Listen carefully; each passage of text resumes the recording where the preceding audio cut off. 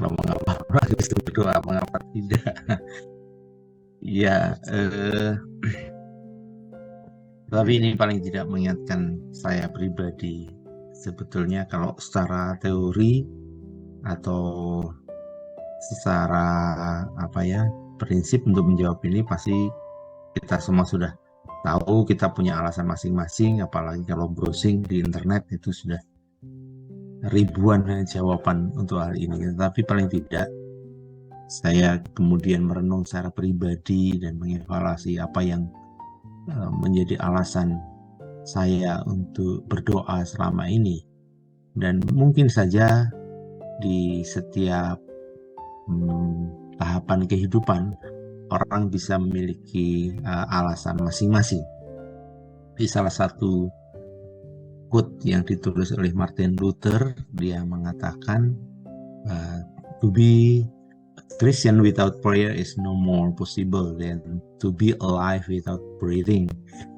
Dia, saya setuju, itu sebetulnya jawabannya ini, dan kita selesai ya, setelah ini bisa berdoa. Karena jawaban dari mengapa berdoa, ya itu seperti kalau orang Kristen tidak berdoa itu seperti hidup tanpa nafas, itu dikatakan demikian. Dan 3 hal saja yang saya pilih dari sekian banyak alasan mengapa sebagai orang Kristen itu berdoa. Yang pertama, doa itu memerdekakan. Yang kedua, memampukan. Yang ketiga, menumbuhkan. Dan ini yang 3 hal ini yang saya ingin sharing. Apa artinya memerdekakan? Mengapa berdoa? Karena berdoa itu memerdekakan. Dan Tuhan Yesus sebagai sasaran doa kita itu yang akan memerdekakan, memberikan kemenangan karena doa itu. Filipi 4 ayat 6 dan 7 ini satu firman Tuhan yang favorit di dalam hal alasan mengapa berdoa. Janganlah hendaknya kamu khawatir tentang apapun juga, tetapi nyatakanlah dalam segala hal keinginanmu kepada Allah dalam doa dan permohonan dengan ucapan syukur. Damai sejahtera Allah yang melampaui segala akal akan memelihara hati dan pikiranmu dalam Kristus Yesus. Jadi ada banyak hal, saya pikir kekhawatiran dan ketakutan yang datang pergi di antara kita, juga saya pribadi. Tapi simpel sekali nasihat dari firman Tuhan. Ya, datang saja kepada Allah, nyatakan keinginanmu, doa dan memohon. Lalu ada damai sejahtera yang melampaui segala akal akan turun. Saya kemarin malam, saya menemani anak saya laki-laki, dia masih SMA kelas 2. Sampai jam 4 pagi, dari jam 1 malam sampai 4 pagi. Sebelumnya saya tidur, tetapi oleh karena dia menjadi ketua panitia dari semacam pensi gitu di SMA, saya agak surprise. Budgetnya itu 800 sekian juta. Saya pun belum pernah menjadi kepanitiaan, memimpin panitia dengan budget sebegitu besar. Tapi dia SMA kelas 2 memimpin itu, dan saya tahu sebetulnya itu menggelisahkan ya. Beberapa kali dia gelisah, ini gimana ini kecukupan. Saya sendiri sebagai orang tua nggak bisa apa-apa gitu. Gimana mendapatkan dana sebesar itu? Tetapi saya bilang, nak, pegang firman Tuhan, mari kita berdoa. Jadi saya melihat beberapa kali dia saya ajak berdoa itu di dalam beberapa bulan ini itu cukup mengangkat kekhawatirannya. Dan saya kira entah dari mana ada damai sejahtera Allah yang melampaui segala akal. Itu satu hal yang sangat simpel, sangat hal yang sangat dirasakan bagaimana doa itu kemudian memberikan damai sejahtera. Alasan lain di dalam Yohanes 16 ayat 24 itu di sana ditulis, sampai sekarang kamu belum meminta sesuatu pun dalam namaku. Mintalah maka kamu akan menerima supaya penuhlah sukacitamu. Jadi ini juga luar biasa janji dari Tuhan Yesus, bahwa kalau kita ingin bersukacita, itu memelihara sukacita, itu juga tidak begitu saja datang dan pergi, tetapi kita mesti meminta sesuatu yang kita inginkan. Dan itu keinginan dari Allah. Kadang-kadang kita berpikir bahwa Allah tahu kebutuhan kita, tentu biarlah dia mengaturlah, pasti dia apa yang terbaik gitu. Tetapi ini akan menjadi berbeda. Tuhan Yesus minta, ya minta aja kamu, supaya kalau kamu minta spesifik dan kamu mendapat jawaban, maka sukacitamu akan penuh. Nah, itu juga alasan saya kira mengapa kita perlu berdoa hal yang lebih spesifik. Alasan kedua, selain tadi memampukan, alasan memerdekakan atau memberi kemenangan. Yang pertama tadi memerdekakan dalam arti ini merdeka dari kekhawatiran, ini merdeka dari ketakutan, ini merdeka dari fokus kepada hal-hal dunia, kemudian fokus kepada Kristus dan digantikan damai sejahtera dan sukacita ketika kita berdoa. Yang kedua itu memampukan. Jadi memampukan dalam arti ketika kita berdoa, sebetulnya kita sedang menyerahkan kendali hidup kita kepada Kristus. Di dalam Yohanes 15 ayat 5, ini salah satu firman Tuhan yang terus-menerus saya pegang untuk mengingatkan saya betapa saya itu tidak bisa berbuat apa-apa di luar Kristus. Akulah pokok anggur dan kamulah ranting-rantingnya. Barang siapa tinggal di dalam aku dan aku di dalam dia, ia berbuah banyak, sebab di luar aku kamu tidak dapat berbuat apa-apa. Jikalau kamu tinggal di dalam aku dan firmanku tinggal di dalam kamu, mintalah apa saja yang kamu kehendaki dan kamu akan menerimanya. Ini luar biasa ya. Berulang kali Tuhan Yesus itu seperti orang tua pada kita yang dia punya segala hal, tapi kita nggak pernah bilang gitu. Dan makanya orang tua yang punya segalanya bingung ya, anaknya kok nggak minta apa-apa, cuma makan, minum, berkegiatan setiap hari, atau mencari sesuatu sendirian, padahal orang tuanya punya apa saja yang dia butuhkan. Maka Tuhan Yesus mengatakan, sebenarnya kamu nggak bisa apa-apa loh, tetapi kamu nggak pernah bilang ke saya, padahal saya bisa lakukan itu.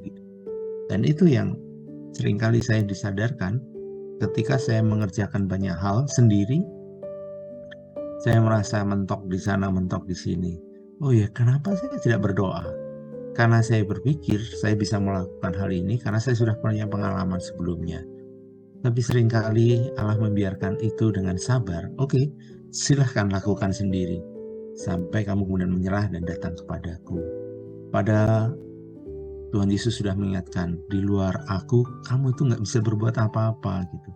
Jadi tinggal sebenarnya bilang, minta saja. Maka kamu akan mengalami apa yang kamu harapkan terjadi. Dan yang ketiga, yang terakhir, menumbuhkan. Jadi kita bertumbuh dalam iman, berubah dalam karakter, semakin mengenal Kristus itu melalui doa. Jadi di dalam pertumbuhan kita, maka doa itu sama sekali bukan memohon sesuatu kepada Tuhan, tapi jauh lebih dalam dari itu. Itu seperti orang tua dan anak. Saya sebagai orang tua sedih kalau anak saya hanya pergi pagi ke sekolah, pulang sore, kemudian masuk kamarnya dia lakukan kegiatan dia sendiri. Tentu saya ingin, nak, apa saja yang kamu lakukan. Kemudian saya juga bercerita bagaimana saya sebagai orang tua memikirkan sesuatu, bergumul tentang sesuatu. Dan disitulah pertumbuhan ya, hubungan orang tua dan anak. Dan itu saya pikir doa itu juga sebetulnya menumbuhkan kedalaman hubungan kita dengan Kristus. Tanpa doa itu kita tidak akan semakin mengenal Kristus. karakter saya juga banyak diubah melalui doa. Jadi beberapa waktu lalu saya sampaikan kepada para mahasiswa ya, karena saya mengajar di kelas karakter building. Kemudian pada waktu terakhir kelas itu berakhir, saya sampaikan bahwa pelajaran karakter itu seumur hidup. Dan satu orang sebelum saya tutup, dia penasaran, "Pak, saya mau bertanya, Bapak kan di sini peranannya penting di kampus ini." "Oh enggak, saya tidak terlalu penting gitu." "Ya, tapi Pak, kami tahu di kelas itu mayoritas Muslim ya. Saya mungkin yang Kristen hanya satu orang." Kemudian dia katakan, "Tetapi kenapa saya melihat Bapak lapang hati ke kami?" Gitu. Nah, saya tidak mungkin saya bilang karena saya rajin berdoa atau karena saya bergantung pada Kristus gitu, karena kelas itu mayoritas adalah Muslim. Jadi saya sampaikan bahwa ini satu proses, dan sampai hari ini saya bekerja itu menjadi sarana bagi saya bertumbuh di dalam hal karakter. Dan di masa-masa berat di dalam menghadapi orang, menghadapi proses dalam pekerjaan, itu saya mengingat kalau saya tidak berdoa, maka saya sudah memutuskan hal yang konyol. Saya mengundurkan diri dari pekerjaan, hubungan-hubungan saya bisa rusak, atau saya mengambil keputusan lain yang itu juga keadaannya lebih buruk. Tetapi karena doa menyelamatkan saya dari keputusan yang salah. Dan ini sebetulnya ayat yang sama di mana saya sambungkan tadi. Ini juga alasan ketiga bagaimana hal ini menumbuhkan ya kebergantungan kepada Kristus, ayat Yohanes 15:5 dan 15:7 itu. Dan saya ingin menutup dengan dua quote ini. Prayer is a powerful tool that you can use to change your life. Jadi kalau kita mau berubah hidup kita, cara pandang kita, itu tidak mungkin tanpa proses melalui doa. Yang ada, saya akan cenderung menggunakan prinsip-prinsip yang orang dunia pegang. Tetapi melalui doa, maka paradigma saya, cara saya melihat sesuatu, itu menjadi berubah. Dan juga yang kedua, prayer is aligning with the purposes of God. Jadi di tengah kesibukan pemikiran-pemikiran sendiri, itu ketika kita berdoa, itu seperti meng-align lagi, membuat saya kembali ke jalur tujuan Allah. Ketika tidak ada masalah, semuanya baik-baik saja, saya mengerjakan banyak hal, saya pikir semuanya akan terjadi seperti apa yang saya pikir. Tetapi dengan waktu berdoa, itu segala hal kembali saya diingatkan lagi bahwa fokus dari semuanya ini adalah Kristus. Bukan kesulitan itu, bukan apa yang saya kerjakan, tetapi Kristus. Bagaimana saya mengenal dia lebih dalam, bagaimana saya memuliakan dia, bagaimana dia makin dikenal oleh orang lain. Terima kasih. Saya berdoa dan berharap bahwa hal ini juga sedikit mengingatkan kita semua tentang mengapa kita berdoa, yang tentunya pasti teman-teman memiliki pengalaman juga mendalam dan alasan-alasan khusus selain hal yang saya sampaikan ini. Semoga memberkati. Terima kasih.